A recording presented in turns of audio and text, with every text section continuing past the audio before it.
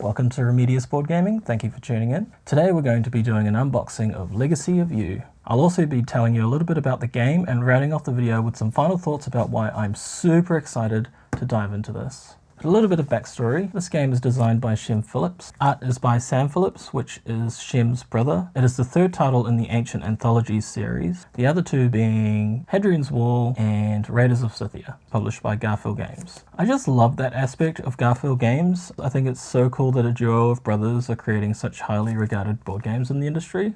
Like, that is peak family goals right there.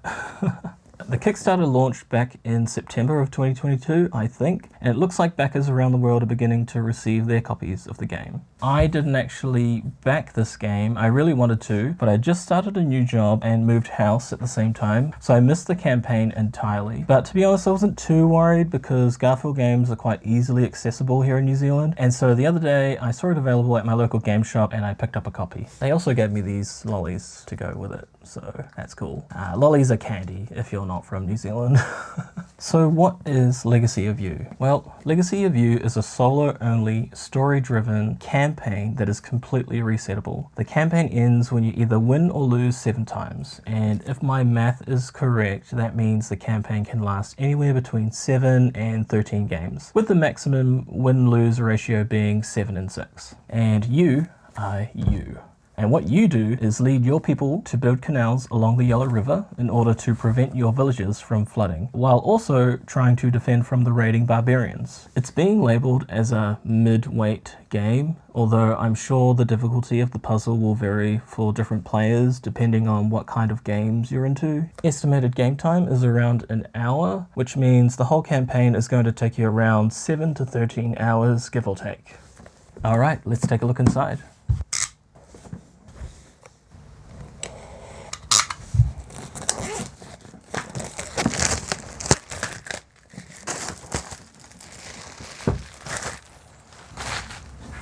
Just as an additional note, the box is very similar to the North trilogy and the West trilogy. I know some of the boxes of the South games are a lot bigger than our North and West predecessors, but yeah, as for Legacy of You, basically the same shape, same size.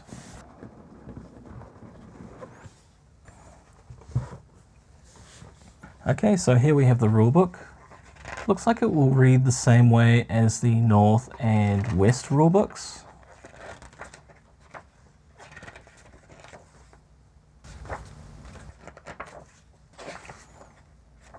We've got some new iconography here. I haven't played Hadrian's Wall or Raiders of Scythia, so I don't know how similar this iconography is to those games, but yeah. Good to see a nice handy reference sheet at the back. The rulebook actually suggests that you set this up next to your game while you're playing, so that you've always got these references here handy. But there's also a somewhat more detailed round structure here showing you what each icon actually means. And there's also a little space here for you to put your barge token, which I think is really cool. Okay, so here we have the storybook. And you've probably guessed it, I'm not going to show you what's inside this right now. I'm sure if you're interested in getting this game, you, like me, would rather discover those things for yourself at your own pace. But if you'd like to see what's inside, take a look at my playthrough video. The link will either be up here in the top or somewhere in the description. Cool. Alright, let's take a look at these tokens. So it looks like we've got cardboard tokens for provisions, which is food, and the cowrie shells, which I believe functions like a sort of money resource, the same way that your silver coins would in any other Garfield game. You know, cardboard is always okay, there's nothing wrong with it. I suppose since the money token is a shell, it wouldn't really make sense for them to be made of metal. But you know, once you've played with metal coins, it always feels a little odd going back to cardboard like this. Not a complaint, just an observation. It's actually really good quality cardboard, so I'm not mad that we don't have like steel or wood tokens for these two resources. Before we look at the board, I might just have a quick look at the insert. So I've heard really awesome things about this insert, like look how cool that is. We've got references printed on the box underneath. So it shows you where all the different things go. It even tells you which cards go where, and it's super useful for setup of the game. I've seen a lot of people say that they just leave this set up next to the game, you know, and pull cards straight out of the box and take their resources straight from here as well. I think this is such a unique idea, and it's really cool to see some initiative being taken to, you know, problem solve storage issues. Obviously this game could have fit in a much smaller box, and there's a lot of room here for comfort, and I'm not mad about it. This is really cool. Okay, so let's have a look at these tokens. Pretty standard unboxing. You know, we've got a bag full of meeples, we've got a bag of some resources, looks like wood and clay, and we've got a bag of the buildings that you can construct. Here's a close-up look at the clay. Bog standard, pretty on par with any other Garfield game. Nice detail, good color. Actually, while we're here, we're just going to put them straight into the box. And here is a close look at the wood. They almost look identical to the West Kingdom tokens, except these are a bit more rounded. Again, good feel to them, easy to pick up off the table. I like them. Next, let's have a look at the meeples. Got red, blue, yellow, white, and some black ones. They're all the same shape. Again, very similar feel to any of the other Garfield games. Same size, same weight, that kind of thing. All right, let's chuck them in here. All right, now we'll have a quick look at these. So here you've got the flood token. That is pretty cool. Nice size, easy to grab. Love it. Here is the barge token. Awesome. And here's a close look at the buildings that you can construct.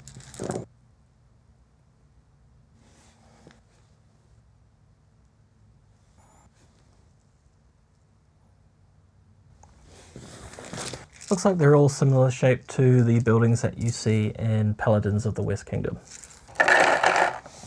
Okay, let's take a look at the cards. I'll just open these packs up and then sort them out into their different groups.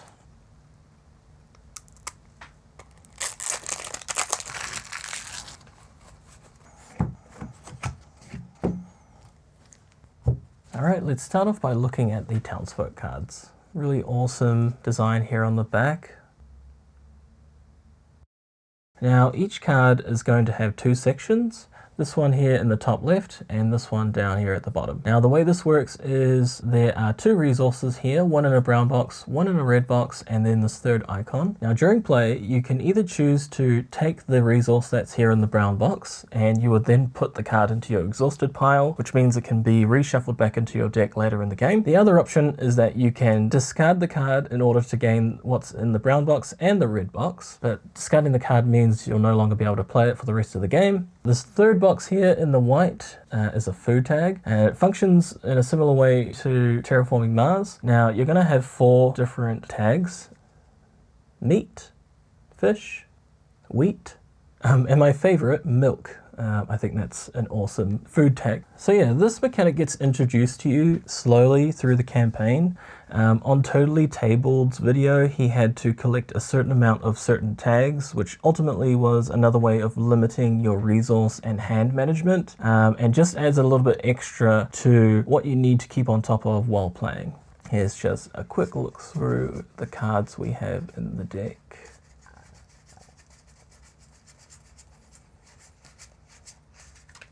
The other section is at the bottom of the card. Now how this works is if you've tucked this card at the bottom of your board, you will gain this resource during the harvest phase at the start of each new round. So it's kind of like an engine building mechanic in the game, which is really nice. We love multi-use cards. I was just having a quick look through all the card designs and I found this one. I love this guy's face. He just looks so happy with his rooster. I think it's a rooster, right? So here's a quick look through the Barbarian cards. Here's a look at the back. So the Barbarian cards have 3 sections to them. In the top left here, it shows you the number and color of workers that you need to pay in order to defend the attack from this Barbarian. There's also a provision cost, it just depends on which section this Barbarian is on the board. And this section over here in the red, that's the reward you get when you successfully defend from the Barbarian attack. Now the third section is down here at the bottom. If you don't try to stop the Barbarian, you have to choose one of these 2 negative effects. And some of them appear to be really bad, like losing workers or discarding townsfolk cards. So yeah, you really need to keep on top of the Barbarians, because if you ever place a 7th Barbarian card, your village is basically overrun with raiders and you immediately lose the game. Bow bow. Seriously, Sam Phillips has done such a good job with detailing this game. I love it. Okay, so here are the canal cards. This is what the back of them look like. Basically going to sort them out by these groups and then shuffle them and then randomly deal out 2 to each section of the board. And this is what the canal cards look like. So the top section shows the resource costs that you need to pay in order to build that canal. The bottom is the reward that you get when you build it. Oof, looks like a lot of these cards actually get you to discard townsfolk cards. Some of the other ones will get you to read a page from the storybook. And these are the hut cards that you're going to add onto your board during setup. Pretty straightforward. Pay the cost, build the hut, reveal a new available action, and some of these cards will have different things that you will activate after you've built them. Now here's a quick look at the win-lose cards.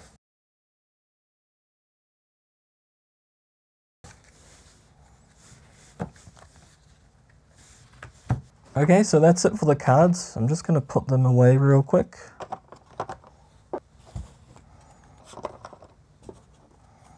Now, I'm not going to show you anything from the story deck. I'm sure if you're interested in playing this game, you'd rather find that out for yourself. So I'm just going to put this into the box with no spoilers.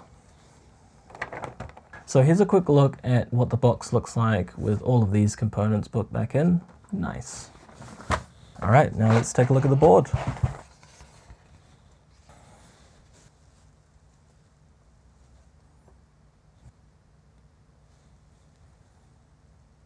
So the top row here is where you're going to be dealing out the townsfolk cards as well as 1 barbarian card at the beginning of your first game. In this row here, we've got all of the canal sections. As you build the canals, it will reveal these extra actions that are available to you. And same thing goes down here where the hut cards go. Pay the cost for the hut, place the hut on one of your available spots. This reveals the new action that you can use for the rest of the game. Here are some other actions available to you. Down here, you've got the round structure. At the bottom here is where you're going to be tucking in order to trigger the section at the bottom of the townsfolk card, like this. Alright, so my final thoughts after unboxing Legacy of You. Overall, the quality of the game is top notch as always with Garphill games. There's an element of deck building, but it's quite limited due to the small number of citizen cards. You are building up your draw deck, but you aren't enhancing it with like better and stronger cards. Maybe there are things like this that'll get unlocked as you play the campaign. What I have noticed though is that the available citizen cards act as another resource that you're trying to manage with your hand. Once the opportunity to gain them is missed, or if you've discarded them to gain the extra resources, the cards are out of play for the rest of the game. It really feels like an opportunity management system. It's also got all the other familiar mechanics from Garphill games, like worker placement, multi-use cards, tucking, upgrading, and a developing board. I'm really looking forward to getting stuck into the storybook. Like, one of my all-time favorite games is Sleeping Gods, so any game with a narrative element is right up my alley. I like that it has a self-balancing mechanic. I'm guessing it'll work in a similar way to Pandemic Legacy, where the more games you win, the harder it makes it for you. And if you lose more games, the game introduces things that'll make it easier for you as well. I think the length of each game is going to be just right for me. Often when I'm trying to relax after work, I want a deep puzzle that doesn't take too long to set up, but also doesn't go on for hours. Lately I've been playing a lot of Frostpunk and I really love that game, but a game can last over 4 hours. Maybe that's why I've decided to try Legacy of You, knowing the commitment isn't as demanding for a single game. I'm hoping the puzzle evolves enough as you go through the campaign. I'm really worried there will be a meta with no space to find your own path to victory. But even if there is a meta of some kind, so long as the challenge is fun, it shouldn't really matter that much.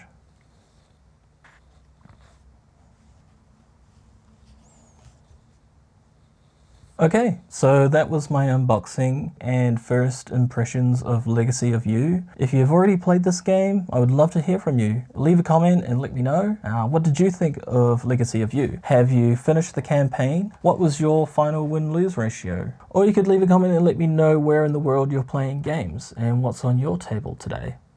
If you're interested in seeing a playthrough of this game, the link will be up here or down below in the description. Either way, that's everything from me. If you've enjoyed this video, please like and subscribe. Alright, thanks for watching.